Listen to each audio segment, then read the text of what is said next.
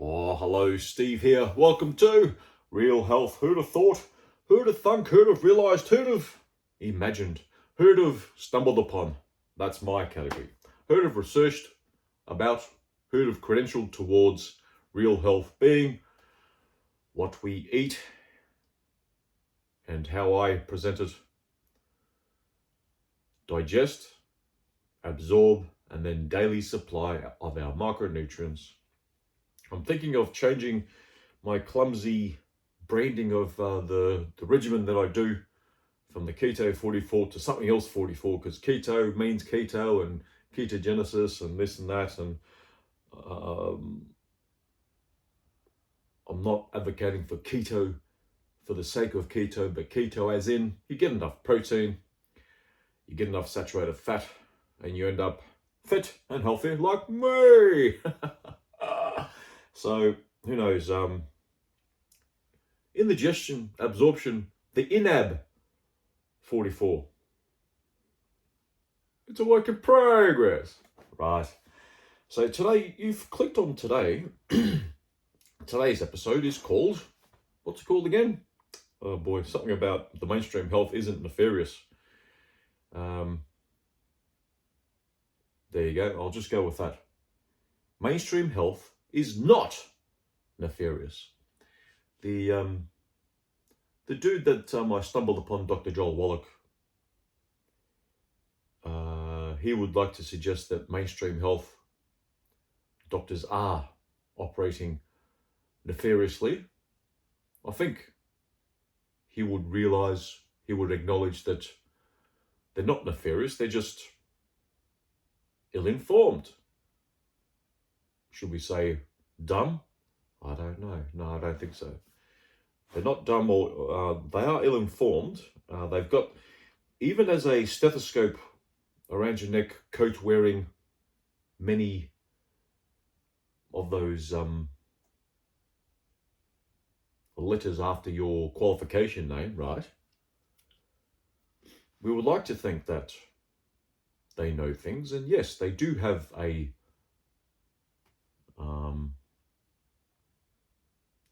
type of scientific rigor. They would like to help our health, but helping health doesn't mean reacting to our symptoms, soothe the symptoms, therefore our health is being managed. So mainstream health is becoming a health management type field. Now we're playing with words again. Health care. Care means ongoing management of your health, like caring for a child. It's ongoing. My child is a death magnet until they get to toddlerhood. And health is a death magnet too if you don't know the right approach. And this is about the right approach that we should be taking in our health. And the going regimen name that I, as a chassis, the Keto 44, 80%. I advocate for 80% of our macros be keto based, dairy, meats, and the like. I found that my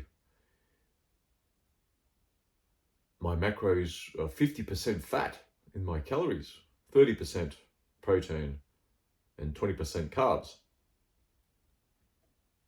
Many go for the 40-40-20.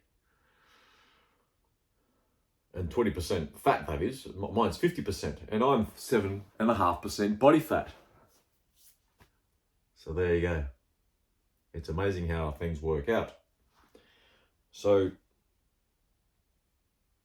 as a quick idea, as a quick introduction of what I advocate for, I need to advocate for the Keto 44 each and every episode, because the way I'll present this, it won't be liked. It's a slap in the face.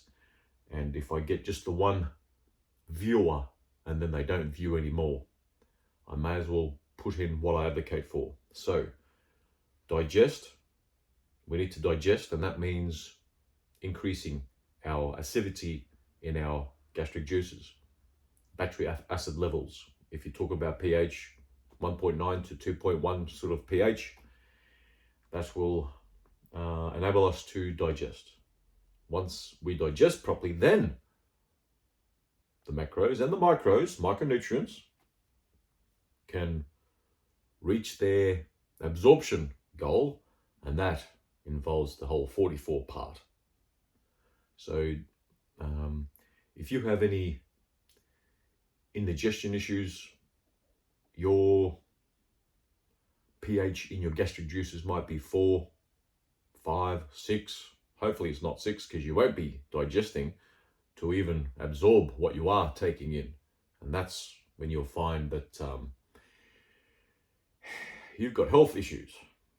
If you have heartburn, indigestion issues, you've got downstream chronic health baked in the cake. Baked in the cake. So one way to address the indigestion is increasing your salt intake and weaning yourself off the PPIs, the anti-indigestion medication. That's what I did. It took me 3 weeks proper, but I don't know, that was probably fast. But as a guide, you just wean yourself off, and I've got my own sort of guide, but people can choose their own weaning off, like halving dose for a week, and then taking that half dose every second day, and that sort of thing for increasing your salt intake. None of this 5 grams a day of salt. Like go north of 20 grams. I did a calculation the other day, and it came out to 80 or 90 grams, like 3 ounces of salt nearly each and every day I have. Ooh. So there you go. It's Kylie's birthday today. Came up on my Facebook bloody thing. Yeah, which Kylie? Yeah. So absorption. And here comes the 44 part. The first for the 44 is we need to eliminate gluten, which is wheat, barley, rye, and oats. That's the first of the 4 of the 44. So wheat, barley, rye, oats, oils in a bottle, and burnt animal fat and fried food eliminated. We need to eliminate. Excuse me while I get rid of these notifications. They're hurting my eyes. So sugars. I advocate for reducing your fruit intake. I've effectively eliminated my fruit intake. I might have 3 handfuls of fruit in an entire year. That's been my going rate for the last 3 years. With the veggies, probably 6 handfuls in an entire year. Effectively, that's, I don't eat fruit and veg. Then nitrates. They're the 4 main foods we need to eliminate, okay? It might be 90% of the supermarket, but it's easy once we're satiated with the 4 essential micronutrients, 4 categories of essential micronutrients, which makes up 90 declared essential micronutrients. 60 of those are minerals, 16 vitamins, 12 amino acids, 2 essential fatty acids, and that's the second for the 44. Introducing those 4 categories of micronutrients, which means we need to supplement in this day and age because our food supply chain is stuffed. It's been stuffed for 140 years, going on 141 years this year, September 4, and that's when we started with electricity. No more ash practice, no more burning of wood, no more putting our ashes on our farmlands as fertilizer, and that's one little nook and cranny of how we've started to get obese and the like. We've had a century of this doubling down of move more, eat less. Then we're wondering why our life expectancy isn't increasing. Some say yes, it is. It's doubled in the last 100 years, but with statistics. Infant mortality rates have gone down. Therefore, average life expectancy is up. There's less and less centenarians walking around. There used to be 1 in 400 people reached the age of 100. Now it's 1 in 10,000. It might reach 1 in 50,000 in the next couple of decades. I hope to be one of the ones that reach triple figures. Where I was looking at, statistically speaking, I was looking at dying around my mid-60s the way I was going. So that's pretty much Keto 44, the regimen that I'm on in a nutshell for the one-off listeners and viewers. I don't care if you come and then go, but for those where this resonates, where this slaps you in the head, let's continue. So, mainstream health is not nefarious.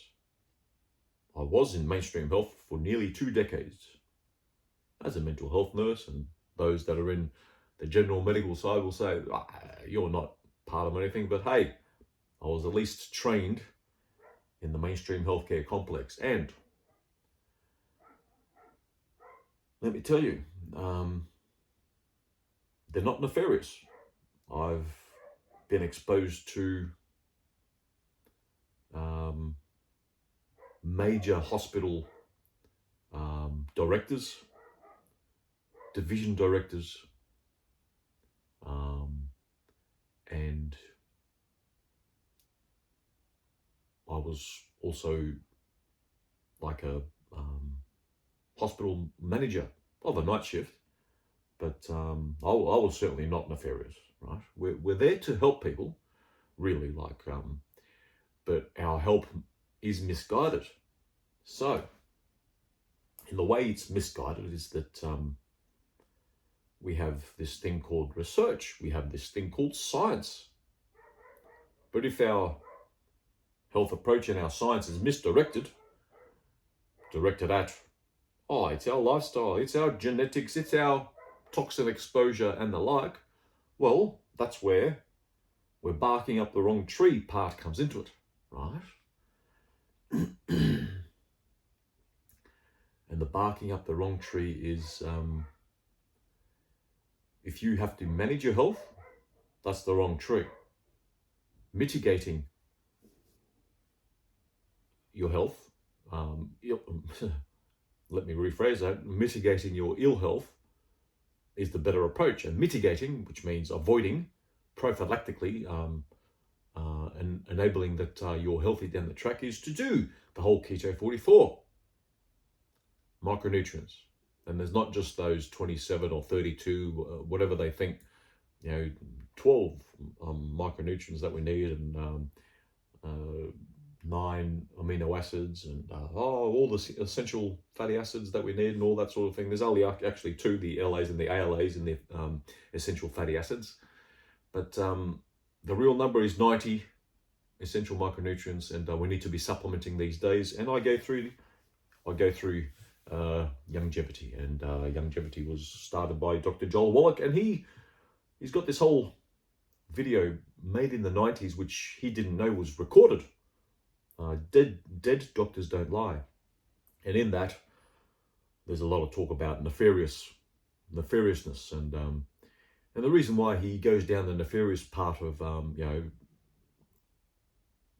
medical field is nefarious is that one of the reasons why he went down that track is he was on a live call, and one of these mainstream doctors rang up and effectively told him, like, if you ended up in our emergency department, you just watch out, mate.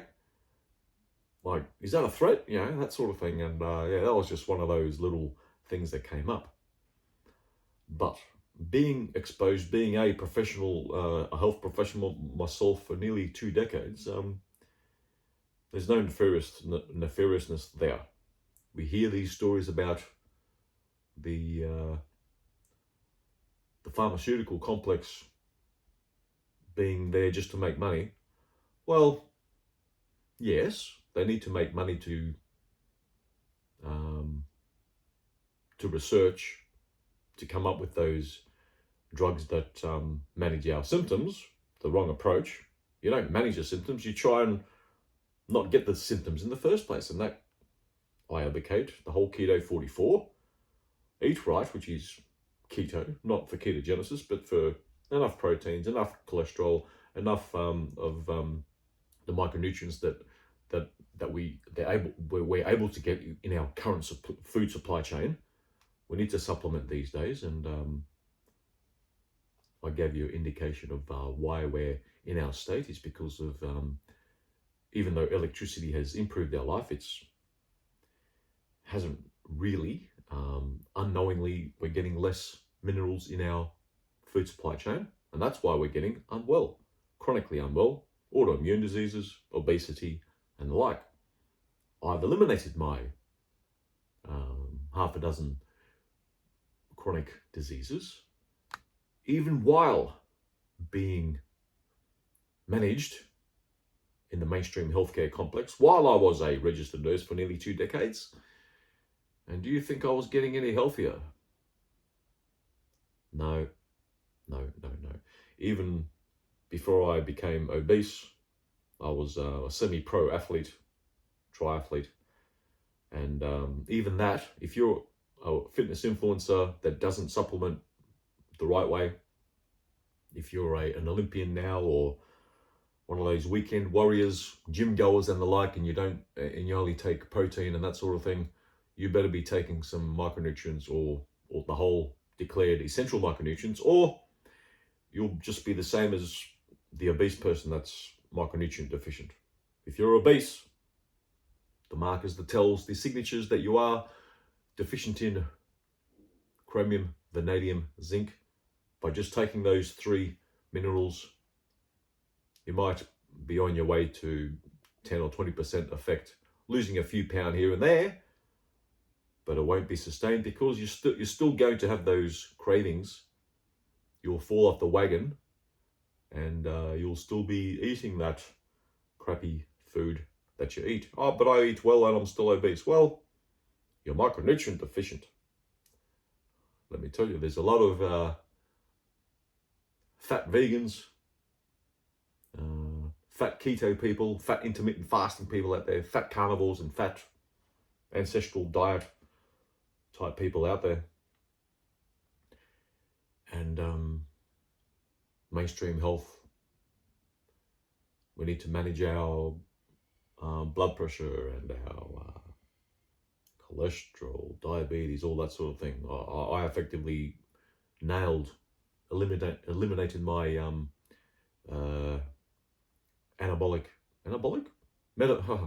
metabolic syndrome complex, which is the whole obesity,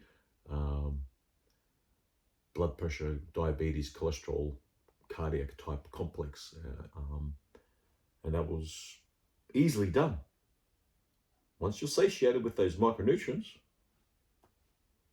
you're well on your way to the whole vanity thing to lose weight, and then you'll be healthy. And it's not a matter of being lean equals health. Many people that end up lean don't end up being a centenarian or even get into their octogenarian years, because by being lean is a force. You force being lean and skinny, but you are still micronutrient deficient if you're not supplementing in this day and age with our current food supply chain complex, which is stuffed. We are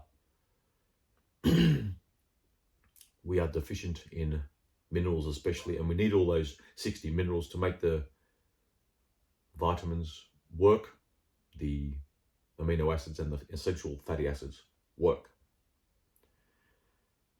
So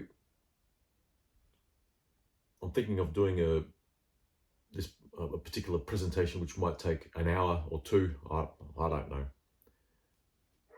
Having it out there for the world to absorb, to consume, to take it or leave it. What I do, how we got here with our health, and why I won't fall off this wagon until I can get some access to all the micronutrients. the reason why I won't get unhealthy again is because I've nailed it. Yes, it's only 3 years in, and there's a statistic out there. We know this stat in a 5 year period, people that fail in their health and fitness and weight attempts, 98% failure in the 5 year period. I won't be part of that because even in 3 years, there are signatures that people won't reach that statistic of 1 or 2% success over 5 years, because after 3 weeks or 3 months, you have that pizza, that Thai food, that cake, and then you have a cheat day, then you have some treats, and then you pound the pavement, hit the gym even more to keep it off. Willing it by force will not save you. What will save you is this whole concept, this whole regimen that I advocate for, the Keto 44. If your specialist is treating whatever chronic disease that you may have, obesity is one of them, the metabolic syndrome complex is the next, together with indigestion, which is you're not going to get the micronutrients that you are getting access to with your normal SAD diet, standard American diet, or standard Western diet, or whatever you're on. Even if you're eating well with organic, vegan, or whatever, you're busting for calories, you're busting for micronutrients, you got cravings coming up the wazoo. I know, because you're not satiated with the micronutrients. You might be supplementing. Are you supplementing with all the micronutrients? A bit of calcium supplementation here, a bit of potassium, magnesium, a bit of this and that. A multivitamin is not enough. If you're a vegan and eating bread, that's not right. It may feel right. Most people's thoughts on health is, it feels right. Low fat, exercise more, don't eat meat, it's got fat in it, it causes meat builds up atherosclerosis, apparently, but not, let me assure you. What is clogging up our arteries and giving our atherosclerosis and building up our cholesterol issues is the combination of oils and sugars. And that's where the mainstream healthcare complex is wrong about. They're wrong about the doubling down on more activity, less calories, and then they double down. That's been wrong for 100 years. Then they double down on the whole cardiac complex with the cholesterol and the like. Then we jump on these things like the Mediterranean diet and Ansel Keys, and that's been wrong for half a century. And then in another half century, we'll be shaking our heads, perplexed, confused. Why are we dying at an even faster rate? Our life expectancy going south, and I predict for each 50 years going forward, we're going to reduce our life expectancy by 3 or 5 years. Watch this space. How could you be saying that? We've increased our life expectancy over the last century. It's just going to go up and up. We've got genetic therapy coming in. No. By suggesting genetic therapy will save us. No. Another barking up the wrong tree. The wrong tree again, all these wrong trees. The tree of the calories versus calories in, calories out. The tree of the different diets, the tree of genetics, the gene therapies, which none of them will work. Watch that space too. And what's another wrong tree? Toxins and organic food, and our wheat isn't the same as it used to be. Well, let me tell you, the amount of gluten in current ultra processed foods, gluten, It's the same amount of gluten as in wheat that was around, that we know of, that we can examine. The wheat that was around 150 years ago. It's the same. That wasn't treated or genetically modified. It's the same amount of gluten. We were still affected by gluten, even when wheat became our staple macro calorie makeup 5,000 years ago, 3000 BC, where we went from millet to wheat as our staple grain. That's when that was the start of our lower life expectancy projection. Look, it's complicated. The amount of calories were an issue throughout our history as well, but the combination of ample and cheap calories now versus the glutens, which don't allow us to absorb even the micronutrients that we are taking in, which is subpar if we don't supplement. That's why our life expectancy is going south. Watch this space. Don't just look up Google and we're just increasing our life expectancy. We've got longevity experts, this and that, which brings me to the next episode, which will be the vegan, the frugivore, and the breatharian enter a bar. Then you got me. Who's going to live longer, right? Yeah, so watch that space coming up, which is going to be actually recorded right after this. So all the wrong trees that the mainstream healthcare complex is barking up is well intended, but it's wrong. Okay. Feels like a sum up. While I'm ahead, many will say I'm behind. I'll sum it up there. The pharmaceutical companies aren't out to get us. They aren't out to kill us all, whoever's running the world and this and that. Who's they? That's right.